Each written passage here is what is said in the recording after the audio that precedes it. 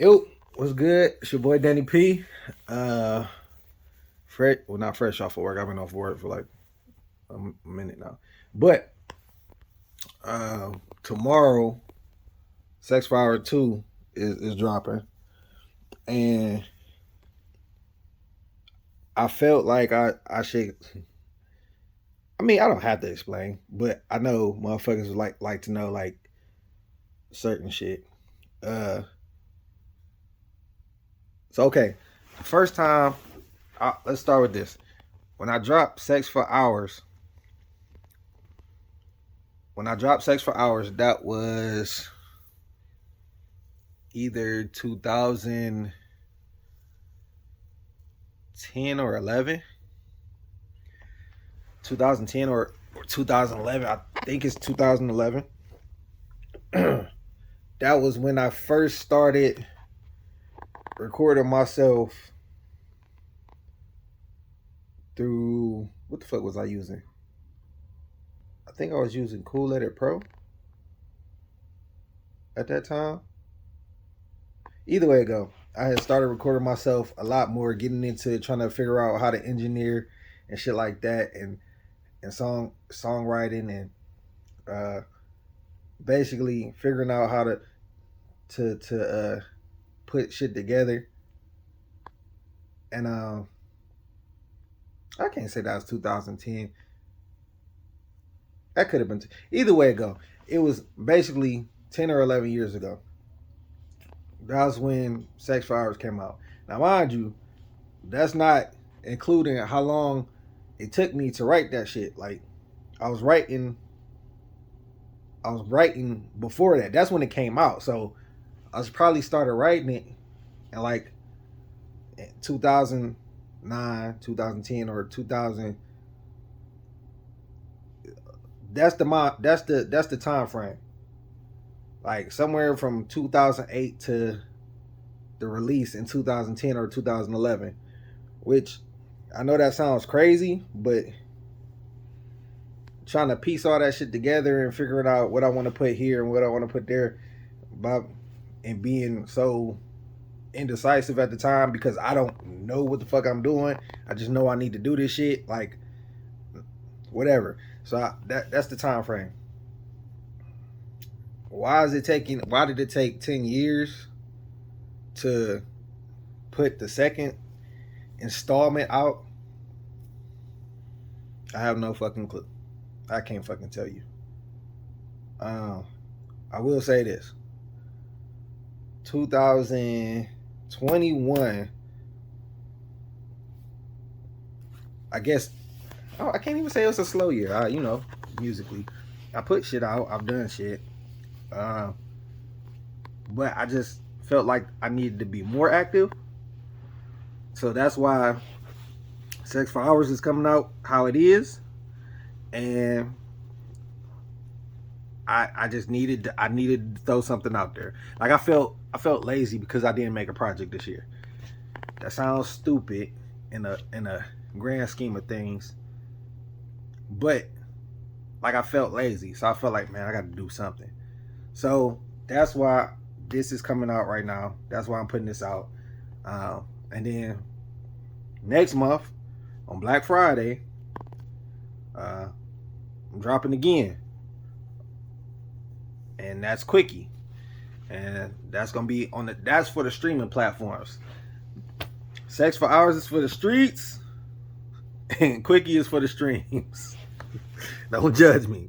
But that's what it is. So it's probably dark as fuck over here. Let me move to where the light is. So with that being said, I can't even, honestly, I wish I could tell you the mindset in 2011, 2010, 2008, 2009. I could tell you what I wanted. You know what I'm saying? Hold on.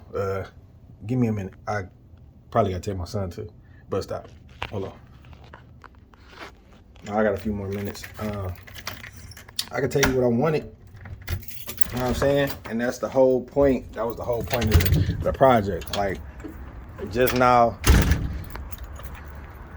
I don't say this is about to sound really bad. I was just getting my body count up around that time. I was just, and I can't even say I was getting my body count up because I'm not about to sit here and make myself sound like I was a man whore. I'm not gonna make myself sound like, either way it go. That's neither here nor there. That's what I wanted. No, I'll say this. I wanted my body count up around 2008, 2009. That's what that was. I wanted that body count. I wanted that shit to be sky high. But that's on some trauma shit, some some heartbroken type shit, some fuck that, I'm gonna be a dog type shit. But thank God I don't reside in that mindset no more. So with that being said, I wanted to get that body count high. So I guess me making Sex for Hours was supposed to be like the theme music, or how I live my life, or I don't remember how the fuck I was thinking back then. That shit was either. Okay, so make that shit, and now here's a story, a funny story about the cover for the first Sex for Hours. I went to the graphic designer and I told him the name of it. They was like, "Oh, word." It was a chick. It was like, "Oh, word." So I was like, "Whatever you do, you know what I'm saying? Do what you do." And it was like, "Did you want to be on it?" I was like, "Nah, not really. I don't need to be on it or whatever." It's like, and this is good advice, but at the same time, I took this advice with a grain of salt. She's like, as a new artist, your face should be on everything you do. I was like, makes sense. So I was like, all right. I sent her a picture and she put me on it. Now, I wasn't the only person on it. The other person that was on it was Pinky, like 3 different times. Pinky was on it. And then, now this is how, what the fuck is the word? Not oblivious. I can't say innocent. Fuck, you talking about sex and you can't be innocent. I don't know the fucking right word. But this is how much I don't pay attention to certain shit. How, okay, I got this done, let me move on to the next thing. In the background of the pictures, you can find the shit. In the background of the pictures, in the background of the cover art, there's a whole bunch of rubbers, like colorful rubbers. I'm like, what the fuck? Like, I didn't notice that till somebody else pointed it out to me. Like, bro, what's up with all the rubbers on the cover? I'm like, what are you talking about? Bro, you got rubbers on you got condoms on your cover, bro. I'm like, no the fuck I don't. I don't got no condoms on my cover. He he hands me my own CD with the cover and like, look, bro. So I do one of these. Oh, goddamn. Those are rubbers. So, I mean, but it makes sense. You know what I'm saying? You got Sex for Hours, you need a lot of condoms. A lot of safe sex. But with that being said, that shit was funny to me. That shit. The fact that I didn't realize I had condoms on my own art cover is wild. So that shit, I mean, that shit was cool. Now, fast forward a little bit, the project done dropped. I had burned a few copies of the project and shit. And I took them to this clothes store on I think it's off of West 25th and Clark, on the corner, like one of the clothes stores off of West 25th and Clark. And I took the CDs in there and shit. And I just asked him, like, hey, bro, can I leave these in here? Can I, you know what I'm saying? Can I leave these CDs in here? He's like, yeah, go ahead. So I don't remember how long it took me to go back, but I was driving past the store. I was like, shit, let me go back and check and see. What's up with these CDs and shit.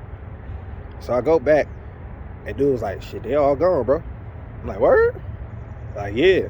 Now this is where I fucked up on some how niggas need to be able to contact you type shit. I ain't had no social media on that bitch. I ain't had no phone number on that bitch. I ain't had no email on that shit. I ain't had no website, none of that shit. Now, granted, so if not knowing who took the shit, if I would have put a way to contact me on that, now I don't even remember if I did, but not knowing that I got a way to contact the person whose CD I got from the store, it could have been a few people that was like, man, this some bullshit.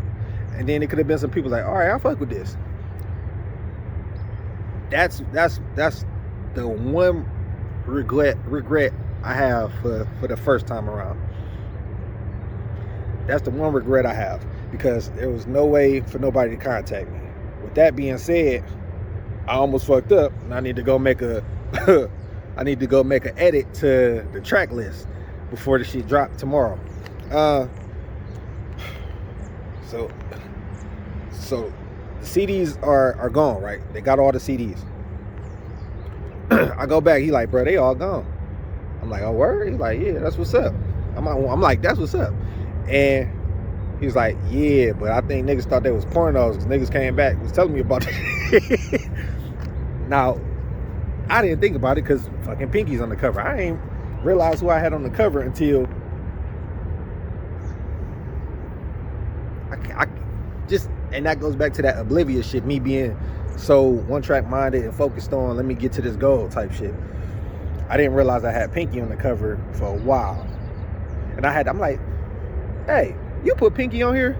And she's like, yeah, that's one of my favorite porn actresses. There's a chick telling me this, by the way. I'm like, that's what's up. Now, going into the music of this shit, I did freestyles. I had some original songs on there, and I had skits on there. I didn't do the skits for this one. I didn't, because let me not say I didn't have the time to do the skits. I had time to do the skits. I could have did them in the same manner as I did the last ones. I had time to do the skits. I just chose not to do them on this one. But this is the recap of the first Sex 5 Hours. We could recap the second Sex 5 Hours when I dropped Sex 5 Hours 3. Or if I dropped Sex 5 Hours 3. We'll talk about that at that time. The skits on there were the audio from the Superhead porno. Nigga, I don't know what made me choose that porno, bro. I can't even tell you. But the fact that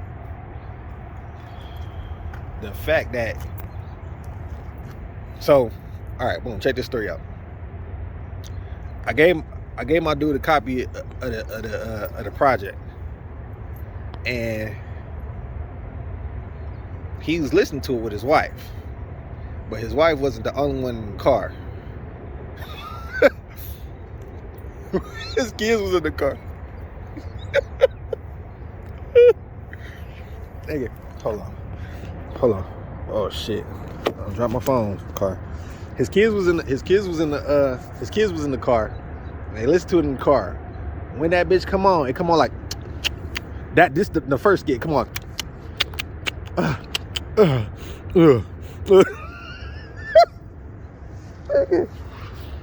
He said he had to. Ooh shit. He had to turn that bitch off so quick. I thought that shit was so funny, bruh. Like, first of all, why are you listening to a CD called Sex 4 Hours around your kids? It's not just you and your woman. It's you, your woman, and the kids in the car. And you listening to Sex 4 Hours.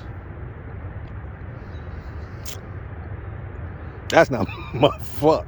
That's not my fault at all. So I thought that shit was funny. The last story that I got, and then I'm gonna leave this shit alone, and I'll probably post another video about some other shit about the project that I remember later on. Last story that I got, which I probably could have broke up all these stories and then went in depth and shit, but I felt like I should just go ahead and say these shits. The last story was I'm promoting this bitch online, and when Facebook was fresh and niggas wasn't tagging niggas all like that in they promotions and shit. And I'm not saying I was the first, because I'm not about to sit here and be on some Soulja Boy shit, but I know I was doing that shit a lot. early before I seen a lot of other people in the city doing it. I'm not saying I was the first or I started it. That's not what I'm saying. Just listen to what I'm saying. I'm saying before other people started tagging people in they shit, I was tagging people in my video for this song. Like I made a slideshow video for the song called Make You Wet. Or was it Make You Wet? Oh no, I'm gonna make you sweat tonight, or make you sweat, some shit like that. Oh shit, I gotta go get my son. Hey, shit, hold on, I'll be back with this, the rest of the story. All right, so I'm back. Like I was saying, like this door. So I wasn't the first motherfucker to, tag people and shit on Facebook. I'm not gonna say I was the first one to do that, but I was the only one that I seen doing that shit. So with that being said, I made like this little slideshow video, and I took it upon myself to tag as many people that I knew, that knew I had a project that I was working on, that knew that I had a song. Well, I don't say a song. They knew that they knew I was about to. They knew I was putting some shit out, or I had put some shit out, depending on when I made this video, or when the video was made, whatever. And I just tagged people in it because I wanted them to hear it. Now, motherfuckers might have heard the song, but I know they heard the controversy way more. The song was called Make You Sweat. I tagged a whole bunch of my friends. I tagged a whole bunch of... Did I tag family? I ain't tagged no family. But family somehow ended up in there. I tagged some of my sister's friends, or a couple of my sister's friends, and whatever. I just tagged a whole bunch of people and shit. Now, the thing that I didn't realize about tagging people and how Facebook was working is when you tag somebody. Now, this is back then. I didn't know this back then. When you tag somebody, it shows up on, like, other people. It shows up on their profile page. Not just like as a notification. They see, hey, somebody wants you to see this or whatever. It shows up on their profile page. And other people, their other friends can see that shit. Which is goofy to not realize that, because MySpace was like that with a comment, but you had to comment on their page. You couldn't like just make a post and then tag somebody and they come look at your shit because it's on their page and then other people. It wasn't like that. So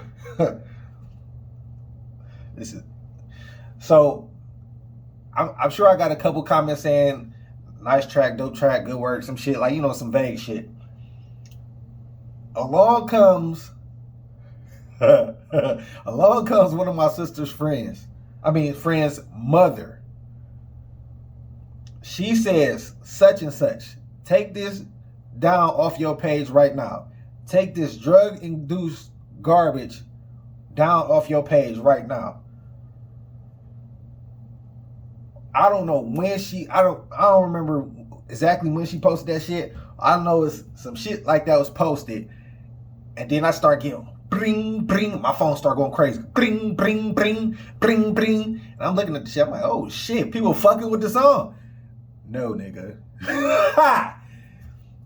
I start reading these comments. I read what she said. I'm like, God damn. Like, my heart dropped or jumped up, whatever the fuck. Like, it just didn't feel good. I was so sick. I'm like, man, drug-induced garbage and shit like that. You gotta. That's the first time me realized you gotta take certain shit with a grain of salt. But that shit didn't feel good at all. That shit fucked me up. That shit had me fucked up. When I go back and listen to the shit, I can't hear how she would call it drug-induced garbage. I can hear where you could tell that this is a artist that's trying, but he needs to work on his stuff. He needs to be put with better people and really learn how to do some shit.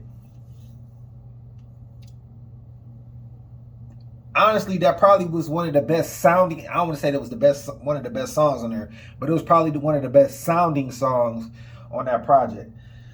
So it's a whole bunch of people going in on this lady. She going back and forth with other people. A whole bunch of people still going in with her. One of my cousins get on that bitch and she start going in. They started going back and forth talking about, I'm this age, I'll beat your ass, Something about the church, you need Jesus. Well, if you're in the church, you talking about church stuff. Why you talking about sex, blah, blah, blah, drug induced girl, blah, blah. Like, it's just a whole bunch of shit. Now, mind you, the girl's mom was talking all this shit to each and every person that said something to her. The girl never said a word. Never said a word. That shit was so crazy. She never said a word. And I don't even know if she probably would never admit it. I think it's more so the fact that she was embarrassed. Now, when the girl's mama found out, realized who I was, she tried to backpedal. She tried to backpedal like I didn't mean it. She said some wild shit.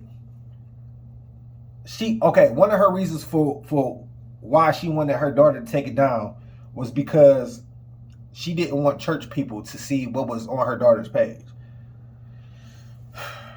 Mind you, her daughter about 17 at the time, because she's one of my sister's friends, 17, maybe 18, depending on when birthdays fall. And she said, I don't want church people to see this. Mind you, if you don't want church, first of all, it's her page. She's basically an adult. She's probably having sex, if not at that age. None of my business. But that's not for you to decide for her to take down her page. You could have sent her a private message like, hey, take this off your page. You didn't have to put that in the comments, which that was my thing. And I never responded to the lady. I never said nothing to the lady. That's how I feel. I'm like, well, shit, if you know what I'm saying, if you want her to take the shit down, you could have messaged her. Why you commenting this shit? You ain't want to be a part of shit. That's neither here nor there. So she tried to backpedal once she realized who I was, once she realized who brother I was, and why it's on her page or how it got to her page or whatever. She tried to backpedal. She's like, I understand you trying to get your music out there and blah, blah, blah. You could take the CDs to the church and sell it. Excuse me, what? You want me? Now, I didn't say this shit to her because at the time I was so hot. I knew if I spoke to her, I'd have said some shit that probably was out of pocket and I can't take back. But you want me to take this drug-induced garbage and sell it to people at the church? Ma'am. Ma'am. You just called it drug-induced garbage. But you want me to take the sex music and sell it to people at church. But you worried about church people seeing it on your daughter's page.